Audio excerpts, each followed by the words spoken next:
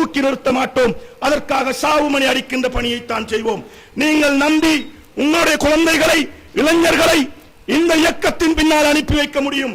இந்த இயக்கம் எங்களது அங்கத்தவர் ஒவ்வொருவருக்கும் தர்பியத் பயிற்சி கொடுத்து, ஆன்மீக பயிற்சி கொடுத்து, குர்ஆனிய பயிற்சி கொடுத்து அவர்களை வளர்த்தெடுத்துக் கொண்டிருக்கிறது. யாருடைய உயிருக்கும் அச்சுறுத்தல் வைத்து, யாருடைய பொருளாதாரத்தையும் சீண்டி, யாருடைய வீட்டையும் எரித்து, யாருடைய மானத்திலும் மரியாதையிலும் கை வைத்து செய்கின்ற கீழ்த்தனமான அரசியலை நல்லாட்சிக்கான மக்கள் இயக்கம் ஒரு பொழுதும் செய்யாது என்ற வாக்குறுதியை தருவதோடு, உங்களுடைய குழந்தைகளும் உங்களுடைய இளைஞர்களும் எதிர்காலத்தில் இந்த ஊரில் இப்படியான முன்மாதிரி மிக்க அரசியல் வேலை திட்டம் ஒன்றை கொண்டு செல்வதற்கு நீங்கள் விரும்பினால் எங்களோடு சேர்த்து விடுங்கள், எங்களோடு அணிதிரளுங்கள்.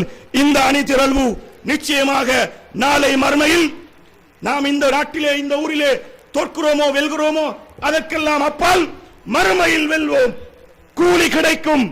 நிச்சயம் நாம் இந்த இஸ்லாமிய ஒழுங்கை பேணியதற்காக அல்லாஹ்விடம் உயர்ந்த சுவனத்தை பெறுவதற்கு தகுதியானவர்களாக மாறுவோம்.